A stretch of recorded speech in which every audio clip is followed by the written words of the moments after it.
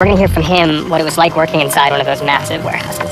Javier's job was to unpack and repack containers at a warehouse where goods were often moved within the span of a few hours. What were you doing when you were at the warehouse? Nosotros cuando llegábamos nos asignaban un tráiler en específico y de ese tráiler que nosotros teníamos que descargarlo a mano y teníamos que ir a ponerlo en diferentes tráilers que eran diferentes ciudades, destinos. And were there any grievances that you had working in those conditions? Había ocasiones que personas se caían, te lastimabas, un mal movimiento. Bueno, ahorita el motivo por el que no estoy trabajando es porque ellos me despidieron. Entonces empecé a ser un blanco por medio de mis empleadores, por el motivo de que yo siempre alzaba la voz para defender, pues más que nada mi salud, pero también la de mis compañeros. Javier's problems with accountability and safety are common for warehouse workers, and as the sector of employment expands, more and more people are subject to this kind of treatment. Since the recession, temporary employment has increased, has added more jobs than any other industry in the United States. The earliest leader of the temporary help industry was Elmer Winter, who founded and was the CEO of Manpower Incorporated. Manpower is the largest temp industry from its founding in the late 40s through the 1990s. In the early years of the temporary help industry, they very much played on this idea that temp work was women's work. In the public arena, all of the images that they sold of temporary employment was of these kind of white, middle-class, very feminine women. One of the big things that changed, that kind of set the context for these cultural ideological changes, was really the rise in global competition. Basically, employers had a choice about how to respond. And one of those responses could have been to invest in workers. And instead, they took what policymakers call the low road and de-invested in workers, cut permanent employees, and temped out jobs. Temps are increasingly part of a profitable business strategy of corporate giants. Last year, Walmart, the world's largest retailer, had its best shopping season yet, and Amazon continues to expand its warehouses and fulfillment centers. Even President Obama has gotten on board, because this type of labor is impossible to outsource. Amazon is a great example of what's possible. Last year, during the busiest day of the Christmas rush, customers around the world ordered more than 300 items from Amazon every second. And a lot of those traveled through this building. What Obama doesn't mention in his speech is how many of these industries are using temp labor to get back on their feet. In some distribution warehouses, temps outnumber direct hires. So in general, the relationship between client company or the worksite company, a staffing agency, and a temp, scholars have called this a triangular employment relationship. So unlike the normal employment relationship, which just has two entities, a worker and an employer, this has three entities. It's supposed to be clear who is responsible, who is liable for the workers, but in reality, it's not always clear. Once we learned that staffing agencies are as important to the logistical system as warehouses, we started to see them everywhere. We followed the railroad tracks to Chicago, the heart of the country's supply chain, which is also a hotbed of the temp staffing industry. We're at the Center Point Intermodal Hub, which is about an hour outside of Chicago, and it's the only place in the country where 6 major cargo rail lines intersect. Just like in California, people unpack, sort, and label the boxes of goods that come off these trains. Many of the same problems afflict these workers, and their grievances get lost in the ambiguous triangle between the worker, the warehouse, and the temp agency. In Chicago, there's yet another intermediary between the worker and anyone taking responsibility for safety. Labor brokers known as raiteros are often hired by agencies to do the dirty work of wrangling the workers to and from the warehouses. We're on the side of the road in the Little Village neighborhood of Chicago, which is the largest Hispanic population in the U.S. We're waiting and trying to see raiteros, who are basically due to shake up temporary workers for the warehouses here. And they're kind of another middleman in the whole system of getting temporary work in the U.S. Can I talk to you for a second? I want to talk to you for a second. Can I talk to you for 1 second? 1 minute.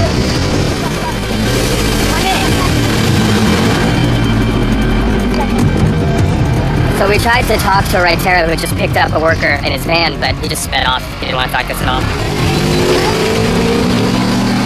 The raiteros didn't want to talk, but they kept circling back because they had workers to pick up and money to make. We tried to speak with them again. Excuse me. Can I talk to you for a second? With no luck. These guys are doing basically everything they can to avoid us. We just want to talk to them. They're still picking up the guys that they're taking to the warehouses, these temp workers, who then pay them for the ride.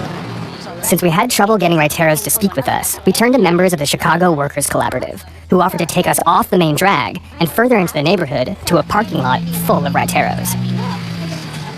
I talked to a woman who got on and left, And I asked her where she was going, and she said to the shampoo place. Right. And I said, have you ever seen the company name? She doesn't know. Most workers don't know the name of the company, even if they've worked there for 5 or 6 years. Raiteros used to be a lot more open and like would talk to people about what they do, but the staffing agencies basically told them, like, if you keep talking about what our business is, we're going to stop using you. So that kind of like intimidation trickles down, even from staffing agent to raitero to worker. As the first round of workers left at about 5 a.m., we decided to follow the next shift of early morning temp workers to the warehouses. We're on the side of the highway, about an hour outside of Chicago. Many of the warehouses that temp workers go to are located in this area. So we're hoping to catch one of the raiteros on its way to the warehouse and follow it as it drops off workers.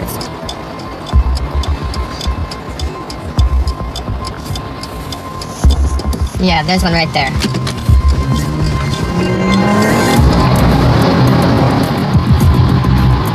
It looks like there's like maybe 8, 10, potentially more people in there.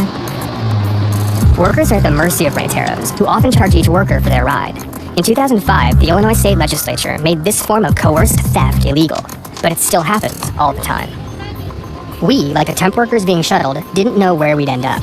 But our journey, which began before dawn, brought us to Great Kitchens, a frozen pizza manufacturer that sells pizzas to Walmart. Walmart has perfected logistics to a frightening science. But the way they do that is pitting subcontractors against each other to offer the cheapest contract. At the end of this great chain of logistics, the temp worker barely hangs on, their wages and prospects blunted by the force of cost cutting. So this morning, we weren't really able to talk to too many workers at the Shape Up, understandably because a lot of them were threatened with not getting a ride if they did talk to us. So instead, we're going to talk to Isaura, who lives in Cicero, and she's worked for a bunch of different temp agencies. Hello? Hola. Buenos días. Buenos días, bienvenido. Is there a reason that the raiteros are in control of you getting to the warehouse? Y siempre le dan prioridad a las oficinas las oficinas que contratan al raitero, y el raitero es el que busca a la gente. Entonces siempre le dan preferencia a los raiteros. How much do you have to pay a raitero to take you to the warehouse? $8. So you work 8 hours a day, and how much do you make every hour? $8.25. Pues a uno le sale menos el cheque, porque de ahí nos descuentan los del RAI.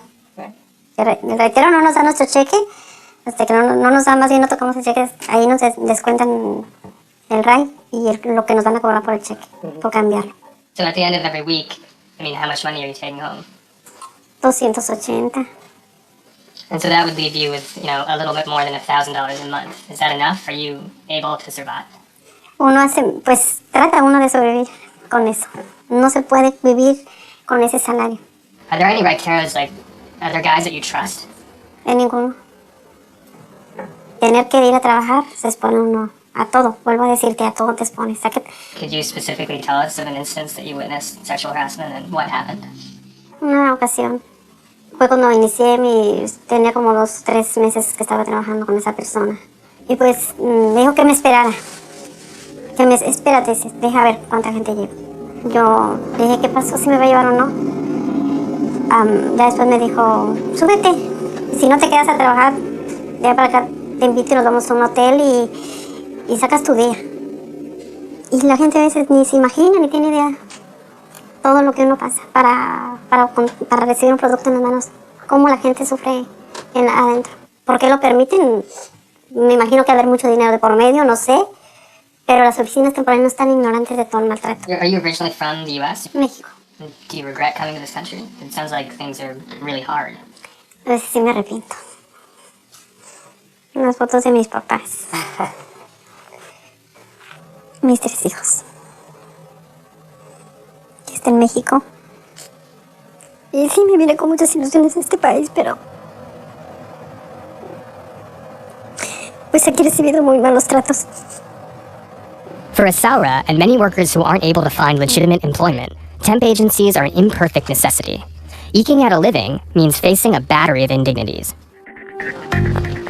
One of the ways that you can tell that temp work is such a large player in Chicago is the sheer number of temp agencies that line the streets.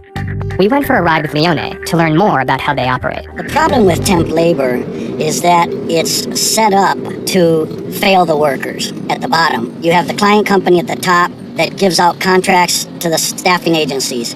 In order to win that contract, staffing agencies have to underbid other staffing agencies. And by the time they win a bid, they have underbid other agencies, and the only way they can make even a small profit is by shorting workers' hours, charging them for rides, getting kickbacks from check cashing agencies, and temp labor in a way isn't looked at as an industry. Our argument is that it's a sector and it's an industry, and the industry is dealing in moving human beings. So instead of moving tomatoes, I move human beings around.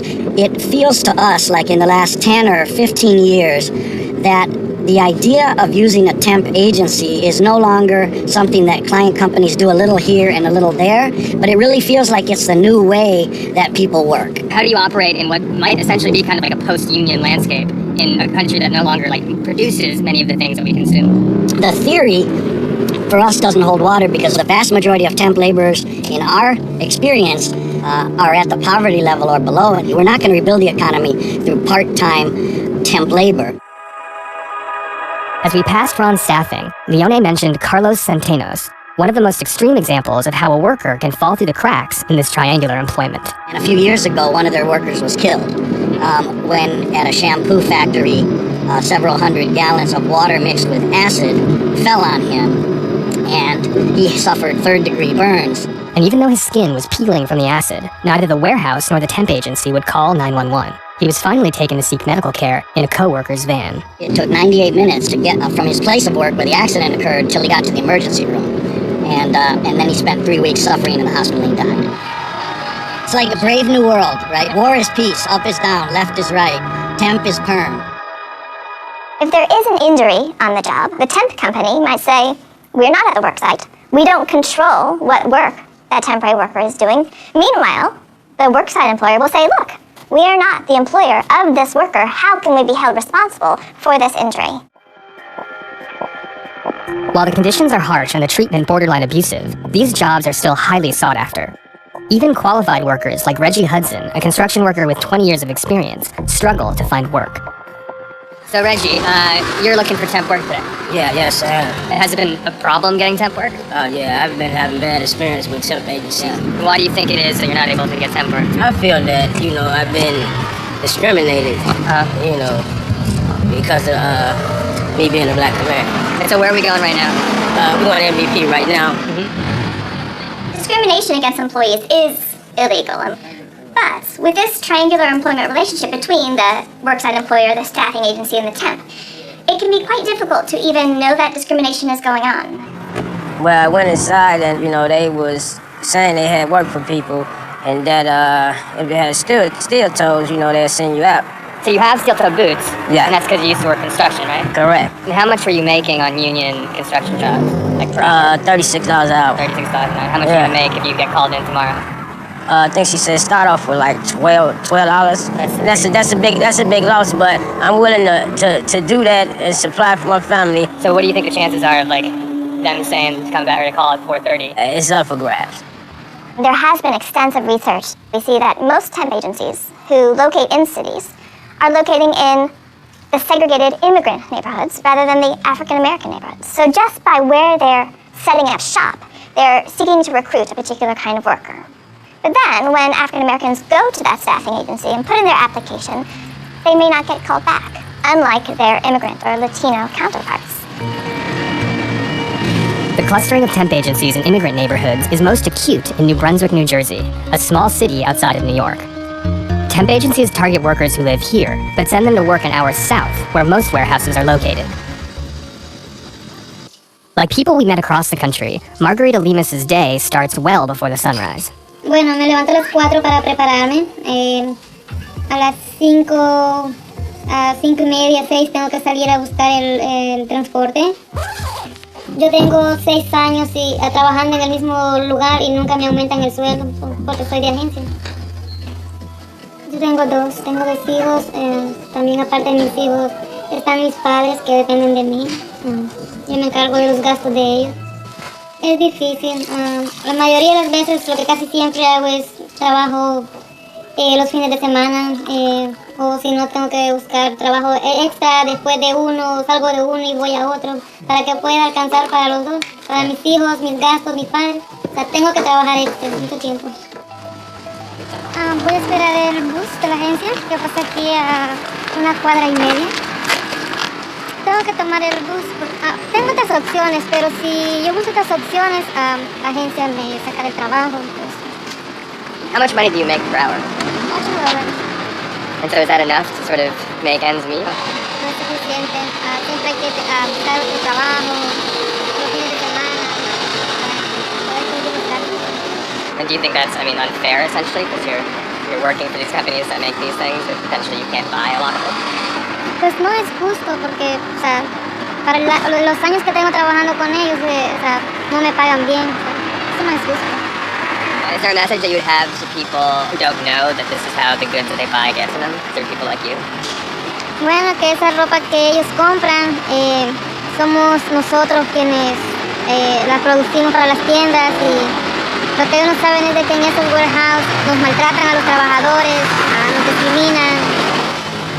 It is now a misconception that temporary work is actually temporary. We've definitely seen temps working for 10 years, 15 years at one employer every day, as though he or she were a regular employee.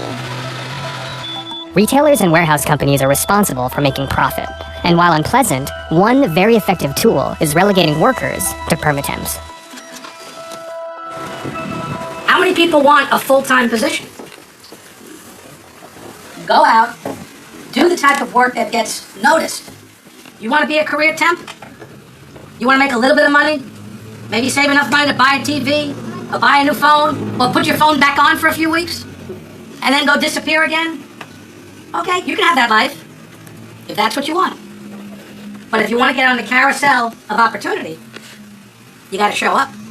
You got to be consistent. You got to be committed to doing this. What kind of work do you sort of mediate? So our clients come to us and they tell us we have a project to work on, or we need to staff up for the holiday season, whatever the need may be. My principal job is to make sure I provide them with quality workers. I have a corporate background, and I understand that the key is wherever you serve your product, it's got to taste the same, look the same, act the same. Like there are other places that continuously sort of do the wrong way. And so what's the benefit of doing it the wrong way? Well, I've heard some stories, I've heard some situations, and quite frankly, they sadden me. But I know in the industry there are people that choose to take shortcuts. They may employ people that are not legally able to work in this country.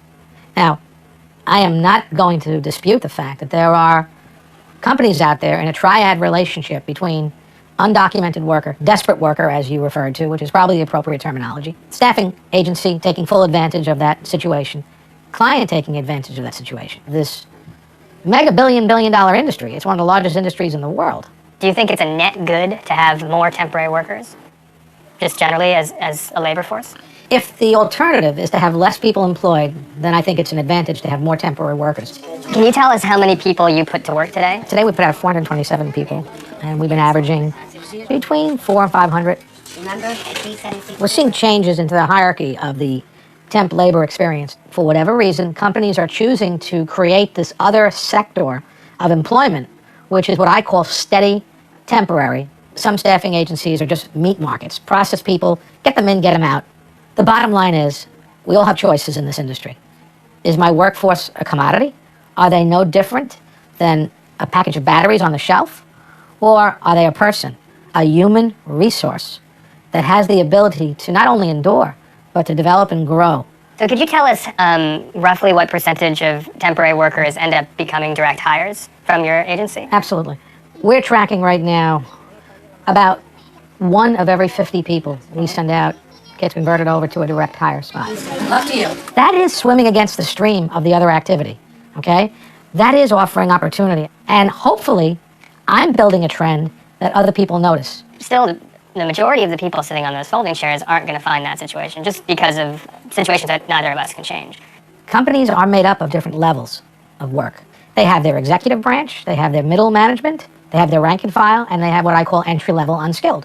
There's always going to be a need for that group of individuals. The Panama Canal is currently being expanded and will double in width, meaning even bigger ships stuffed with more of the things we buy will be able to make landfall on the East Coast at super maritime facilities like the Elizabeth Seaport. Not only are more goods coming into the country, but other industries like food are being roped into the same super warehousing system. Amazon is primed to do to the grocery store what it did to the bookstore. The online retailer has perfected logistics to such a degree that it can not only feed our desires, but can literally feed us.